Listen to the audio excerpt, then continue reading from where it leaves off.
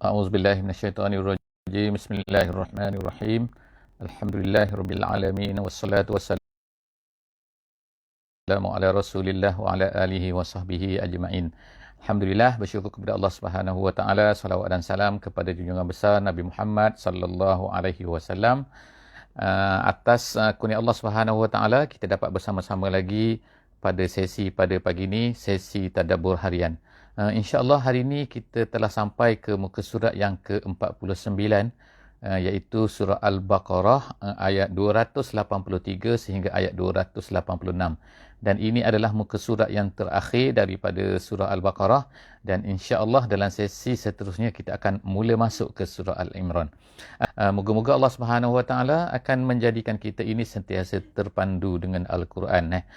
Dengan sesi kita ini, dengan usaha kita yang sedikit ini, kita cuba untuk mempelajari Quran, kita cuba untuk melihat apakah yang Allah Subhanahu wa taala akan ceritakan kepada kita. Moga-moga dengan sesi tadabbur yang sebentar ini, yang sedikit ini, kita akan cuba untuk memahami serba sedikit apa yang dikatakan oleh Allah Subhanahu wa taala di dalam muka surat ini, insya-Allah.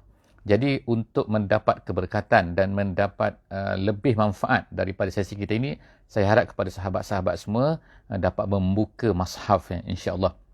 Muka mushaf, muka surat 49, ataupun membuka handphone ataupun apa sajalah yang boleh untuk melihat ayat-ayat yang akan kita bacakan pada pagi ini. Iaitu ayatnya ialah 283 daripada surah Al-Baqarah. A'udzubillahi minasyaitonirrajim. Bismillahirrahmanirrahim.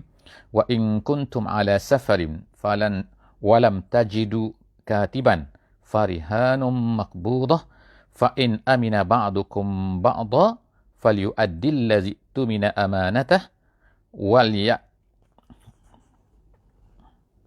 walyattaqillaha rabbah wa la taqtumus syahadah wa man yaktumha fa innahu athimun qalbuh wallahu bima ta'maluna alim. Sadaqallahul azim. Jadi ayat ini yang telah saya bacakan tadi sebenarnya adalah sambungan daripada apa yang telah kita baca pada sesi yang sebelum daripada ini. Itu maksud sambungan itu ialah dari segi pengertiannya, dari segi ayatnya, dari segi kandungannya, sebagaimana telah kita sebutkan sebelum daripada ni, iaitu dalam sesi kita sebelum daripada ni. Bagi sesiapa yang mungkin nak melihat, insya-Allah boleh tengok dalam sesi sebelum daripada ni, iaitu kita katakan bahawa dalam hutang Allah Subhanahu wa taala telah mengajar kita kan bagaimanakah cara untuk meneguhkan, memberi kepercayaan, membina lagi kepercayaan di kalangan dua orang ni, iaitu seorang yang memberi hutang, seorang yang menerima hutang.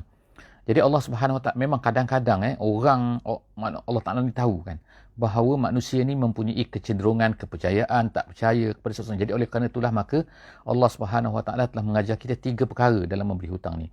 Yang pertama dalam ayat yang telah kita baca dalam sesi sebelum daripada ni, iaitu yang pertama, hendaklah ada katib, iaitu penulis, iaitu kita tuliskan faktubuh. Jadi kita kena katib.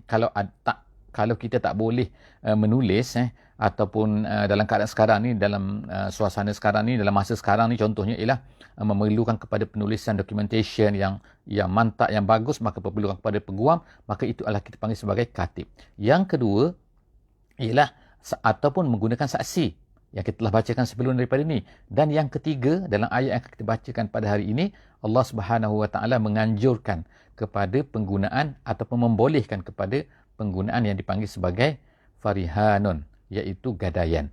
Jadi Allah Subhanahu wa taala sebut sini, insya-Allah Allah Taala kata sini, wa in kuntum ala safarin, kalau kamu berada dalam keadaan musafir. Jadi kebiasaannya dalam keadaan musafir ni, masa musafir ni susah nak dapat orang-orang yang boleh menulis sebab orang tak ramai kan. Tapi berlaku juga hutang mungkin, iaitu dalam masa musafir.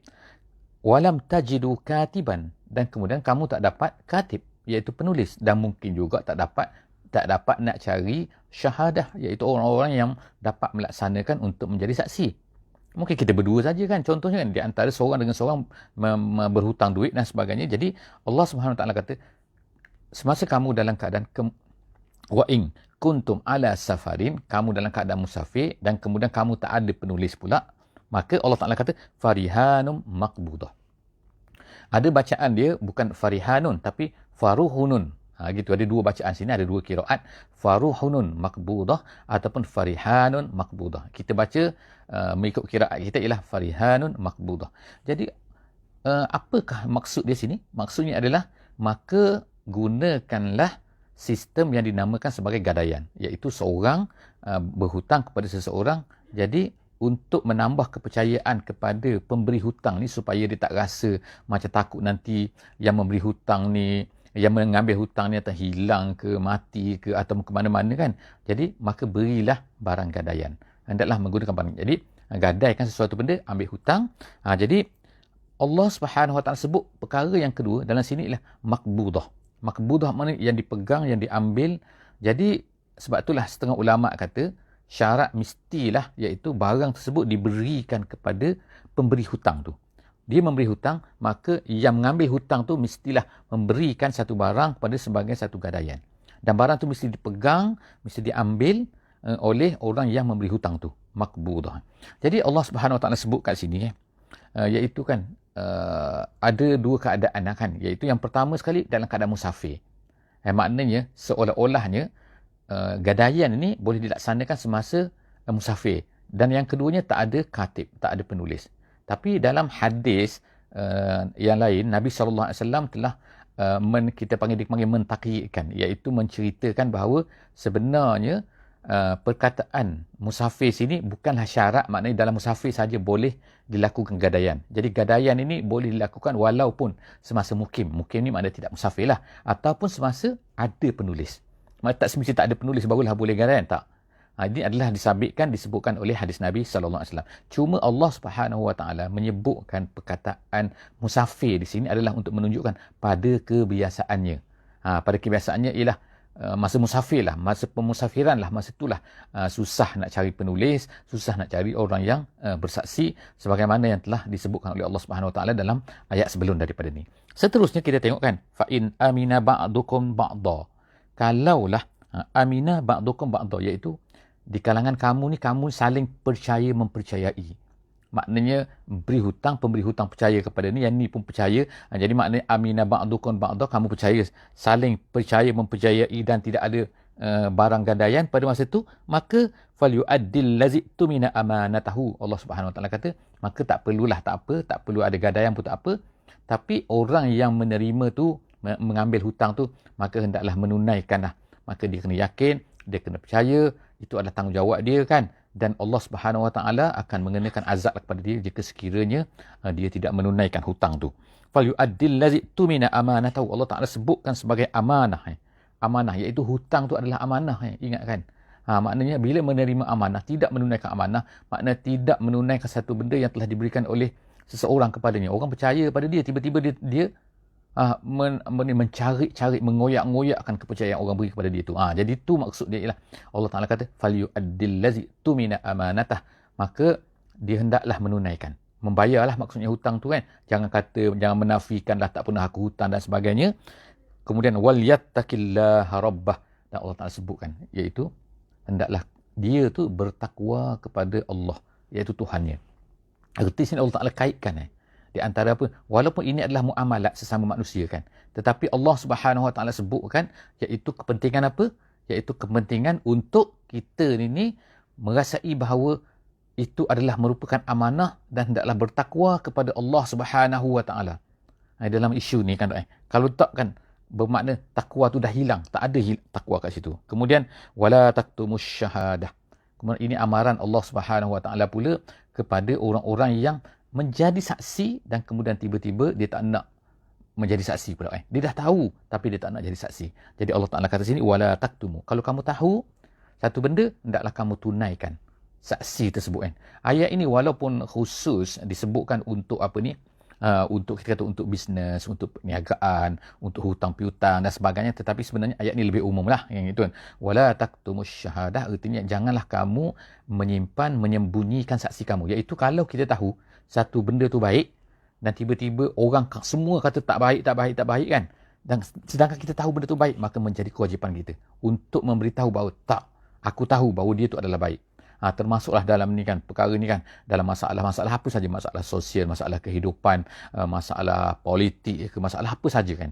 Iaitu kalau seorang tu baik, maka tiba-tiba orang kata tak baik, maka kita, ataupun orang sebaliknya, orang kata semua baik, sedangkan kita tahu dia tu tak baik, maka kita mesti, tapi adalah cara-caranya yang telah disebutkan oleh para ulama kan. Jadi wala taktumus syahadah, janganlah kamu menyembunyikan apa yang kamu tahu tu, penyaksian kamu tu. Wa may yaktumha fa innahu athimun qalbuh. Allah Taala kata siapa yang menyembunyikan syahadah, dia tahu kan, dia tahu sama ada dalam bisnes ke, dia tahu bahawa orang ni berhutang ke, dia tahu bahawa orang ni baik tak baik ke, orang ni dan sebagainya, maka jangan dia menyembunyikan. Allah Taala kata siapa yang menyembunyikan, wa may yaktumha fa innahu athimun qalbuh, sesungguhnya dia ni adalah athimun, berdosa. Allah Taala sebut sini lah berdosa apa? Berdosa hatinya. Kenapa disebut hati? Kerana ulama-ulama sebutkan semua itu adalah datang daripada hati. Hati itu tahu kan sebenarnya kan, seseorang itu berdosa atau tidak. Dia itu tahu kan. Sebab itulah Allah Taala katakan dosa hatinya. Sebab itu benda itu adalah datang daripada hatinya. Kemudian wallahu bima ta'maluna alim. Wallahu bima ta'maluna alim. Allah Taala tahu semua apa yang kamu lakukan. Jangan kamu rasa kamu boleh bersembunyi, kamu boleh lari dan sebagainya. Tak, Allah Taala tahu kan. Allah Taala tahu apa yang kamu lakukan. Lillahi ma fis samawati wa ma fil ard wa in tubdu ma fi anfusikum aw tukhfuhu yuhasibkum bihillah. Allah Ta'ala sebut seterusnya ialah, Allah Ta'ala sebut cerita tentang iaitu lillah. Sebenarnya semua benda ni selesai habis cerita pasal hutang ni. Sekarang ni kita masuk pula kepada satu perkara lain, iaitu secara umum ni Allah Ta'ala beritahu bahawa semua benda yang ada di langit, apa benda yang ada di bumi, semua tu adalah lillah. Lillah ma fis sama, apa yang ada di langit, wa ma fil ardi, dan apa yang ada di bumi. Wa in tubdu, jadi di tempat yang lain tafsir jalan lain disebutkan ada 3 perkara bila disebutkan lillahi ma fis samawati wa ma fil ardi, bagi Allah. Apa maksud bagi Allah itu? Ialah milkan wa khalqan dan kemudian wa abidan, disebutkan 3 perkara, iaitu yang pertama, semua benda itu adalah merupakan ciptaan Allah. Yang kedua, dia adalah dimiliki oleh Allah. Yang ketiga ialah dia sepatutnya menjadi hamba kepada Allah, mengikut apa yang telah ditetapkan oleh Allah Subhanahu Wa Taala. Jadi yang tak mahu, yang enggan, yang lari daripada menjadi hamba Allah ini 2 saja, iaitu manusia dan juga jin, al-ins wal jin.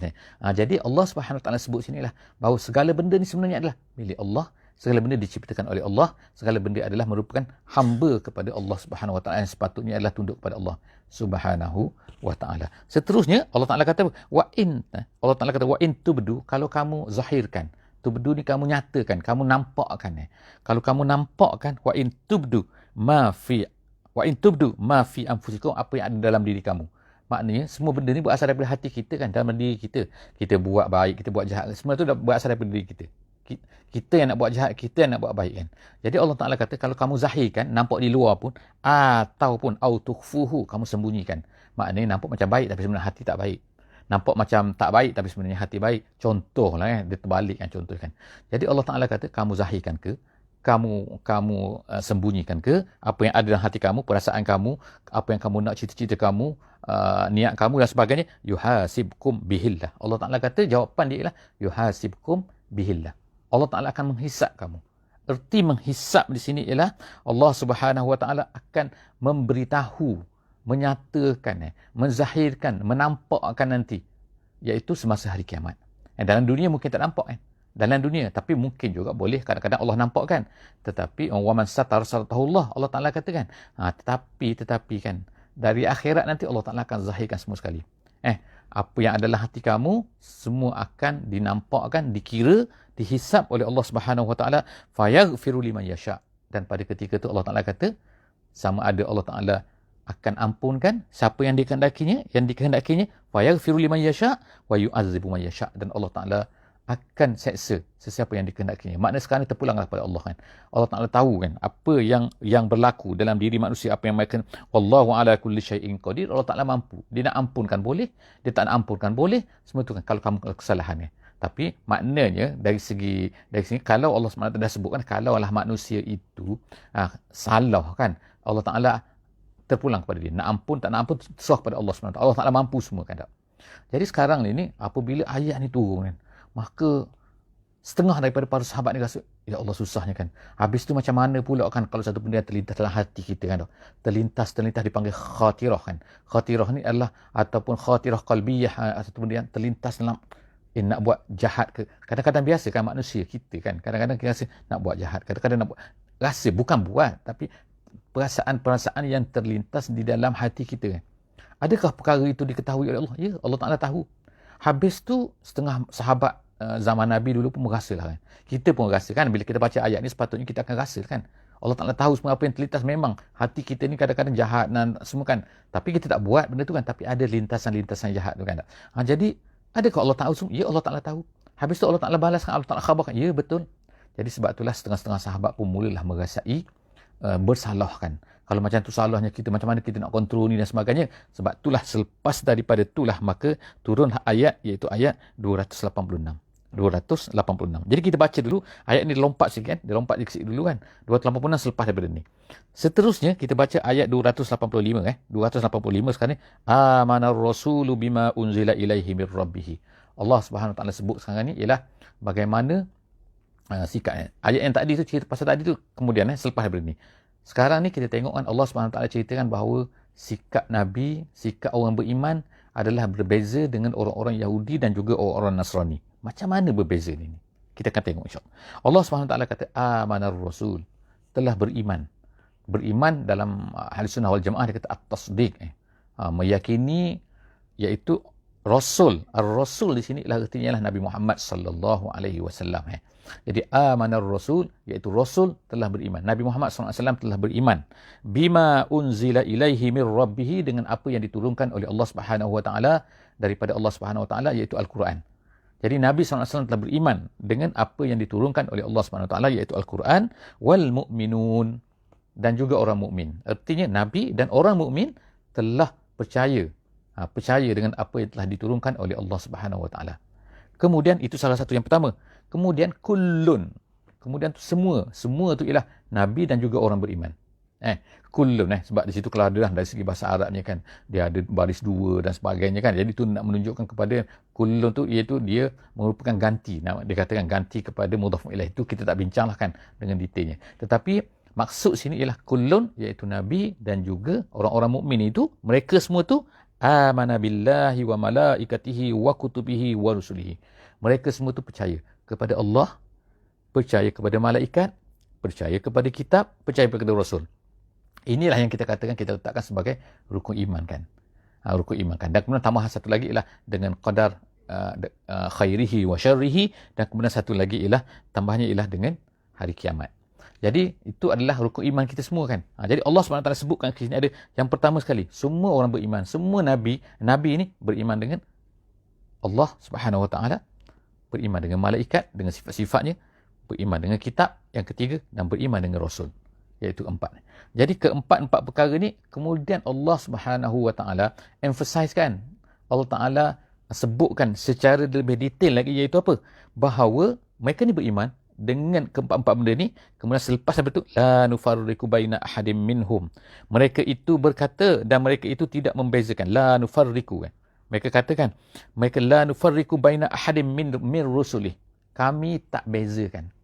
Kami tak bezakan sini bukanlah maksudnya tak bezakan tu ulama kata dari segi tafdil, bukan, tetapi at-tafriq. At-tafriq di sini iaitu at-tafriq min haisun nubuwah, iaitu membezakan ni nabi, ni bukan nabi, ni nabi, ni bukan nabi. Tak, yang tu tak boleh kan. Tetapi at-tafdil ni maknanya kan, oh yang ni lebih hebat daripada yang ni, ini lebih tinggi sikit daripada yang ni, ini itu memang berlaku. Sebagaimana Allah Ta'ala sebut, kita dah baca kan ayat sebenarnya faddala tu kan. Faddala, sebahagian daripada sebahagian yang lain tu ada kelebihan-kelebihannya yang tersendiri. Ada yang Allah Ta'ala bercakap kalam Allah, ada yang tak, ada macam ni. Itu adalah kelebihan di kalangan Nabi-Nabi. Tapi mereka ni semua standard, iaitu mereka semua Nabi-Nabi. Berbeza dengan orang-orang Yahudi dan juga orang Nasrani, orang Kristian. Orang Kristian, orang Yahudi, mereka ni percaya kepada Rasul. Tapi ada Rasul yang mereka percaya, ada mereka ada tak percaya. Ada yang terima, ada tak terima. Orang Yahudi sebagainya tolak Nabi Isa AS. Sebab itulah mereka kata Nabi mereka lah yang tu. Padahal Nabi Isa tu adalah Bani Israel. Jadi kita tengok kan, itu adalah perbezaan-perbezaan di kalangan yang tapi kita orang beriman tak. Kita ni Nabi Muhammad SAW mengajar kita. Orang-orang beriman semua apa lah? La nufarriqu baina ahadim mir rusulih. Kita semua tak akan beza-bezakan. Kita tak kata ni rasul, ni bukan rasul, tak. Kita semua adalah rasul. Semua adalah rasul. Kemudian waqalu sami'na wa ata'na. Seterusnya, sifat orang yang beriman ni, Sifat Nabi, sifat orang beriman ni apa Allah Ta'ala sebut? Yang pertama sekali beriman tadi. Kemudian yang kedua tidak membeza-bezakan. Di kalangan Nabi-Nabi ni kan tak seterima sebahagian, tolak sebahagian. Dan kemudian yang ketiga, mereka ni berkata, Sami'na wa ata'na. Sami'na artinya kami dengar, ready dengar. Dan kemudian bukan sekadar dengar saja, tapi wa ata'na, kami akan melaksanakan. Apa yang kami dengar, perintah Allah Subhanahu Wa Taala, kami akan buat. Kalau Allah Ta'ala kata jangan buat, mereka tak akan buat. Seterusnya Allah Ta'ala kata, Ghufranak. Ghufranak itu ialah nas'aluka ghufranak. Ulama tafsir kata, itu adalah merupakan permohonan. Itu adalah merupakan sebutan. Itu adalah ungkapan mereka sentiasanya. Dauman abada, mereka akan sentiasa apa? Iaitu minta kepada Allah SWT ghufranak. Mereka berkata, ya Allah, kami mengharapkan kepada keampunan kamu, ya Allah. Ghufranak. Rabbana wa ilaikal masir, dan kepada kamulah kami akan semua kembali. Itu keyakinan. Jadi kalau kita himpunkan di dalam ayat ini kan, dalam ayat 285 ni saja, masya-Allah kan. Itu adalah sifat-sifat orang beriman, ungkapan orang beriman, keyakinan orang beriman yang ada dalam ayat tu kan. Insya-Allah kan, sahabat-sahabat semua boleh kumpulkan, boleh senaraikan mengikut kemampuan masing-masing, insya-Allah. Ayat yang terakhir 286. Ayat ni sangat popular lah yang kita baca biasanya selalu kan, dalam lepas sembahyang kan, dalam zikir, dalam dalam tahlil dan sebagainya, kita baca ayat ni. Ayat 286. Iaitu ayat ni saya sebutkan tadi, ianya diturunkan oleh Allah Subhanahu Wa Taala. Ada sebab nuzulnya. Sebab nuzulnya kerana sebahagian daripada para sahabat ni rasa susah, rasa berat kerana mereka takut bila Allah Taala sebutkan turunkan ayat 284 tadi tu. Iaitu Allah Ta'ala tahu, akan menghisapkan semua benda, akan mengkhabarkan kan, akan menzahirkan nanti hari kiamat, akan ceritakan semua apa yang ada dalam kepala. Allah Ta'ala ambil semua. Jadi mereka pun rasa, susahlah macam ni, ya Allah, ya Rasulullah. Mereka mengadu kepada Rasulullah SAW. Jadi Allah Ta'ala pun turunkan ayat ni. Ayat ni apa kata? La yukallifullahu nafsan illa wus'aha. Itu adalah satu kaedah. Satu kaedah umum yang Allah Ta'ala nak beritahu kepada kita semua, meringankan kepada orang-orang yang beriman, iaitu apa? La yukallifullahu nafsan illa wus'aha. Allah Ta'ala tidak akan membebankan seseorang, siapa saja kan, nafsan illa wus'aha, melainkan mengikut kemampuannya. Mampu tak kita ni kontrol hati kita, perasaan kita? Kadang-kadang dia terlintas nak buat jahat kan, terlintas benda-benda yang tak baik kan, maka salah tak kita? Jadi Allah Ta'ala ampunkan kita. Sebab apa? La yukallifullahu nafsan illa wus'aha. Bukan kita nak, tapi kalau kita berlarutan, berterusan dalam keadaan dosa kita rasa nak, kita memang yakin dan layan, itu masalah sikit kan pada masa itu kan. Tetapi kalau hanya lintasan-lintasan yang tak boleh dikontrol kan, tiba-tiba datang, nak macam mana kan. Jadi ayat ini nak memberitahu kepada para sahabat, kepada kita semua, iaitu perkara tersebut adalah merupakan bukan hanya satu kesalahan. La yukallifullahu nafsan illa wus'aha. Kemudian laha ma kasabat. Kemudian Allah Ta'ala kata, laha ma kasabat. Kemudian, wa alaiha maktasabat. Alaiha, laha ma kasabat, laha dalam bahasa Arabnya, bila sebut la ni, artinya untuknya. Untuknya pun maknanya satu kebaikan. Laha ma kasabat, maknanya kalau dia buat kebaikan, maka dia akan dapat pahala kebaikan untuknya. Tapi, wa alaiha maktasabat. Tapi ke atasnya, kalau dalam bahasa Arabnya, kalau ala, itu maksudnya lah satu benda yang dosa. Satu benda yang salah. Jadi, wa alaiha maktasabat. Satu benda yang salah yang kamu lakukan, maka itu akan terkena pada kamu. Maknanya Allah Ta'ala akan mengira apa yang kamu lakukan, bukan apa yang kamu dalam terlintas tadi kan. La yukallifullahu nafsan illa wus'aha. Dan kemudian sini, laha ma kasabat, kebaikan-kebaikan yang dia buat, maka untuknya, wa alaiha maktasabat. Dan ke atasnya, maknanya dosa-dosa akan terkena kepada dia kalau dia usahakan, dia buat benda tu. Okey, jadi sekarang ni ada dua lah kan. Cuma saya sentuh sikit lah perbezaan di antara kasabah, iktasabah. Ulama kata, kalau ikut dari segi maknanya sama saja kan. Dari makna kasabah, tengok kan, kasabah, 3. Satu lagi tu, iktasabah, ada tambahan, alif depan ada tak satu lagi, iktasabah. Asal makna satu saja, kasabah. Tapi kenapa dia tambahan? Jadi ulama-ulama kata sini, setiap penambahan huruf ada penambahan makna. Maknanya tak sama. Dari segi asal makna adalah sama, kasabah, iktasabah. Tapi ulama kata, bila iktasabah, iaitu dia menunjukkan kepada kita ni agak sukar nak buat benda tu. Makna tak mudah maknanya. Jadi ulama kata bagaimana? Kasabah maknanya untuk buat benda baik ni sebenarnya mudah. Tapi untuk buat benda tak baik ni sebenarnya payah. Payah, susah, mudah ni macam mana sebenarnya kan? Bukan kalau kita tengok kan, kita tengok nak buat buruk ni lah mudah kan. Nak buat baik tu dah susah. Tapi ulama sebutkan mengenai ayat ini, secara khusus ayat ni, iaitu apa kan? Sebab dia kata nak buat baik ni sebenarnya satu benda yang berselari dengan fitrah manusia. Maknanya fitrah manusia suka kepada kebaikannya. Dan fitrah manusia ni kan, dia susah kalau nak buat kejahatan tu. Jadi sebab itulah, buat kejahatan semua bertentangan dengan fitrah manusia. Bertentangan maknanya bercanggah dengan fitrah manusia. Sebab itulah digunakan bila kejahatan, iktasaba. Bila kebaikan, kasaba. Okey insya-Allah. Tu lebih kuranglah insya-Allah kan. Pendetailan kalau ada siapa-siapa nak tu lagi insya-Allah kan boleh bincanglah insya-Allah kalau kurang memahami benda ni sikit. Jadi itu adalah kehebatan lah kita nak katakan, iaitu bahasa Arab, penggunaan perkataan bahasa Arab tu kan, dia mereferkan kepada keadaan-keadaan tertentu yang memang special. Allah Taala gunakan bahasa Arab ni kan. Itu kehebatan kan. Kemudian Allah Subhanahu Taala kata Rabbana la tu'akhizna, doa dia lagi kan, Rabbana la tu'akhizna, ya Allah, ya Allah janganlah engkau tu'akhizna, iaitu jangan kau ambil kira dengan menjatuhkan hukuman ke atas kami. Tu'akhizna tu mengambil kira, mengambil hukum kan ke atas kami. La tu'akhizna in nasina, kalau kami lupa. Jadi maknanya kalau lupa janganlah kau ambil kira kan, jangan hisap kami kan kami lupa. Betul kan? Jadi Allah Subhanahu Wa Taala telah memberitahu kita melalui Nabi SAW dalam satu hadis kan, bahawa umat aku ini kalau dia ni lupa, kalau dia ni salah, kalau dia ni tak sampai umur kan, semua tu kan ada macam-macam lagi kan, maka tidak akan dikira sebagai dosa. Kemudian in nasina, kalau kami lupa, au akhtana, ataupun kami bersalah. Jadi mengikut dulu syariat-syariat sebelum daripada Nabi Muhammad sallallahu alaihi wasallam, kesalahan ini umat-umat dulu akan diambil dikira sebagai salah. Tapi umat Nabi Muhammad sallallahu alaihi wasallam Allah Taala ampunkan. Rabbana la tu'akhizna in nasina, kalau kami lupa jangan ambil kira ya Allah. Kemudian au akhtana, kalau kami salah ya Allah. Sebab salah ni ialah bukan sengaja kan, bukan kami nak, bukan hati tu tak nak, tapi terbuat kan, tertembak orang ke kan, terpukul ke, apa-apalah kesalahan tak ada dosa, walaupun pada setengah-setengah kes ialah kita kena bayar gantilah dan sebagainya kan, tapi dosa tak ada di situ walaupun berlaku pembunuhan yang tidak sengaja kan, maka dosa tak ada, tapi kena hukum, kena balas, kena bayar diat tu dan sebagainya, itu memang ada kan. Rabbana wala tahmil alaina isran. Kemudian Allah Taala kata, kita ni kan berdoa, katanya berdoa, ya Allah janganlah engkau tahmil bebankan kami, alaina, ke atas kami ni, isron ialah satu perkara yang berat, yang kita tak mampu, atau kalau kita buat dengan perasaan, dengan keadaan yang sangat susah untuk melaksanakan benda tu. Jadi kita minta doa kepada Allah, ya Allah janganlah engkau bebankan kami, engkau timpakan kepada kami, engkau tanggungjawabkan kepada kami satu benda yang kami tak mampu. Jadi alhamdulillah dalam syariat ni semua benda adalah mampu. Jangan kita kata tak mampu nak sembahyang, tak ada orang mati kan sembahyang kan. Tak mampu nak buat ni, tak ada. Dalam syariat Islam tak ada. Kecuali apabila kes-kes tertentu kita tak mampu buat, maka Allah Taala akan bagi keringanan kepada kita. Itu menunjukkan bahawa tak menjadi masalah perkara tu kan.